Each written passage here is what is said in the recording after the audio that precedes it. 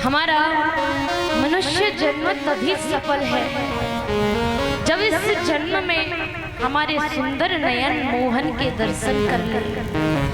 इस सुंदर शरीर से लोगों की मदद हो सके, इस सुंदर शरीर से श्री हरि को पा सके।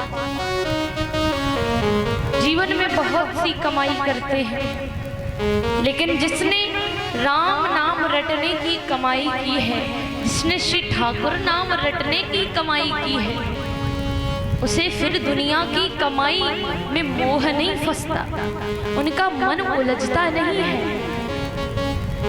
बस एक बार श्री राम श्री नारायण नारायण कृष्ण कृष्ण कहकर तो देखिए। कई लोग कहते हैं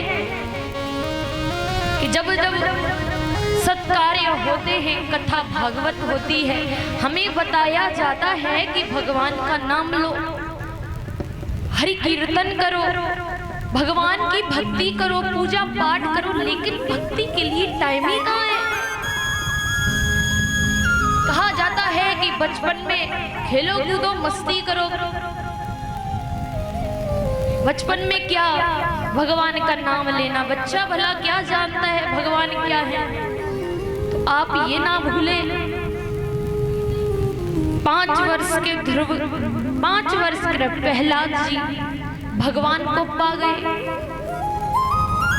जब बालक भगवान को लाडला होने लगेगा ना, तो उस बालक को भी पता चल जाएगा कि भगवान क्या है।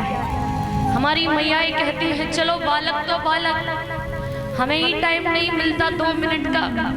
सुबह उठते ही घर के काम में लग जाते हैं, पति देव जॉब पे जा रहे हैं, काम पे जा रहे हैं, उनके लिए भोजन बनाओ, बच्चों को स्कूल के लिए तैयार करो, उनके लिए लंच बनाओ, उन्हें नाश्ता दो, घर का काम देखो, कहाँ टाइम मिलता है, कैसे भक्ति करूं। अब मैया भक्ति करने का मतलब ये नहीं है कि आपको 3-4 घंटे निकालने पड़े, भगवान के सामने बैठकर आरती पूजा करनी पड़े, ये कोई भक्ति नहीं है। अगर आपके पास वक्त है तो भगवान को निहार करके कर सकते हो, लेकिन आपके पास अगर वक्त नहीं है फिर भी आप भक्ति कर सकते हो। जैसे हमारी मैया सुबह सुबह झाड़ू लगाती है तो हाथ व्यस्त है, पैर व्यस्त है, लेकिन जिब्या तो व्यस्त नहीं है। आप झाड़ू लगाएं, नारायण नारायण श्रीमन नारायण राधे राधे श्री राम बोलिए, फिर आपके झाड़ू के साथ साथ गंदगी तो जाएगी, आपके घर के दुख भी भाग जाएंगे, आपके घर की दरिद्रता भी आप झाड़ू के साथ में बाहर निकाल देंगे। बस आप एक बार श्री राम श्री नारायण का नाम लेकर तो देखिए।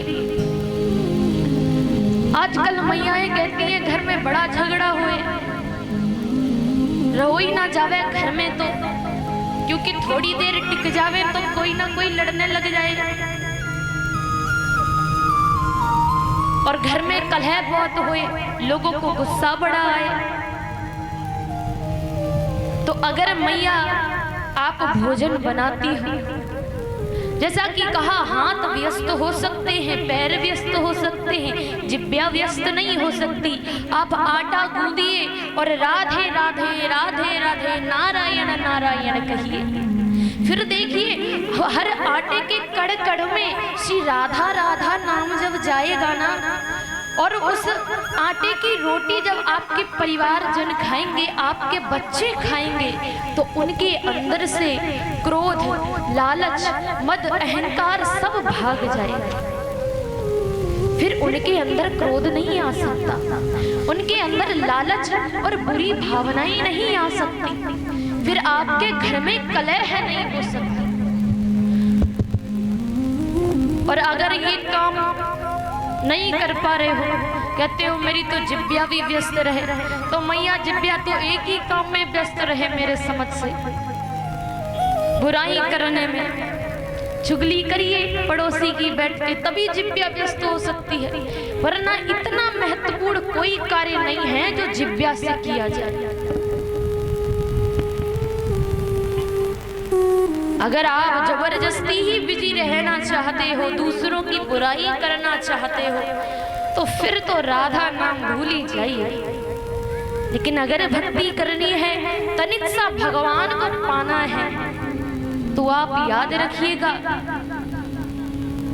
जब आपको वक्त मिले, जब आप कोई कार्य कर रहे हैं और आपको लग रहा है ये मेरे मुंह बिना चलाई काम हो सकता है, उस समय श्री राधा राधा राधा राधा नारायण नारायण कहिए। फिर कभी आपके घर में वो नहीं होगा जो आपको बुरा लगता है, लड़ाई झगड़े नहीं होंगे, बुरे कार्य नहीं होंगे। आजकल सास बहू में झगड़ा हो जाए, फिर देखो दुश्मन की तरह मुंह टेढ़ा करके भोजन खाती है। सासू माँ उधर पीठ कर लेंगी, बहू इधर पीठ कर लेंगी। ये मानो जन्म जन्म की दुश्मन हो, एक दूसरे को देखकर भोजन नहीं पा सकती। लेकिन मैया आपको पता है, जब हमारी बूढ़ी मैया बूढ़ी होने लगती हैं, तो उनका दिमाग थोड़ा बच्चे जैसा हो जाता है। वो बच्चे जैसी शरारत करने लगती हैं, जिद करने लगती हैं। लेकिन अगर हमारी मैयाएं चाहें तो सासू मैया कभी ना झगड़े।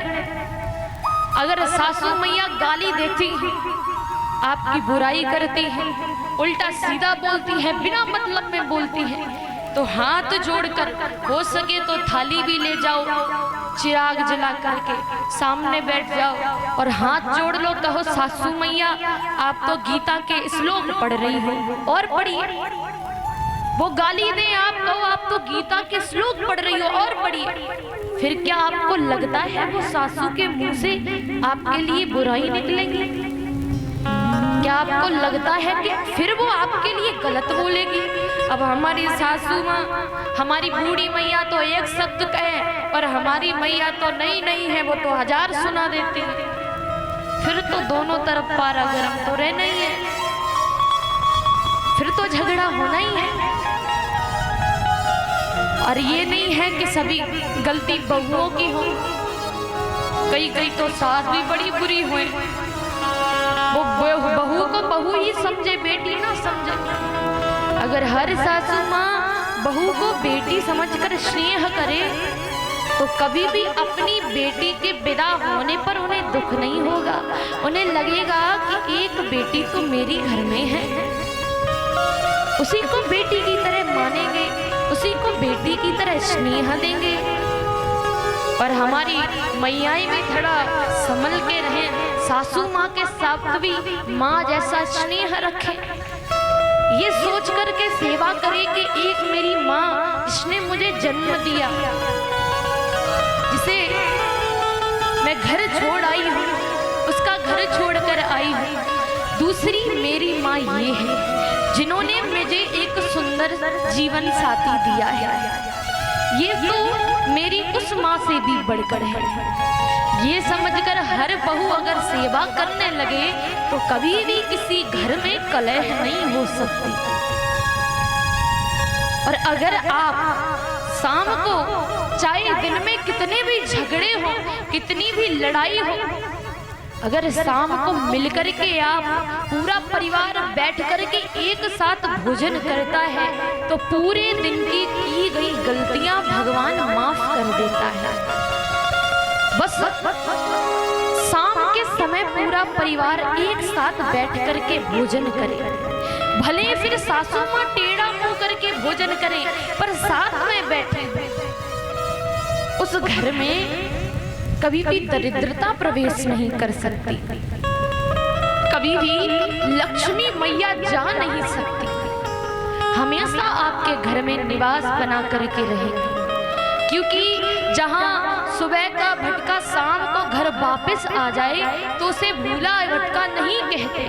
उसी प्रकार पूरे दिन की गई गलतियां अगर शाम को बैठ कर के परिवार सॉल्व कर ले, परिवार मिल कर के प्रेम से जीना शुरू कर दे, तो वो गलतियां भी खत्म हो जाती हैं।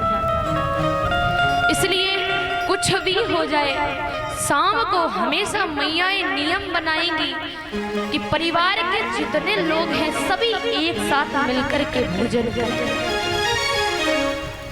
उससे परिवार में स्नेह बढ़ता है। तो मैयाओं, कल आपने सुना किस प्रकार से श्री राम विवाह हुआ है।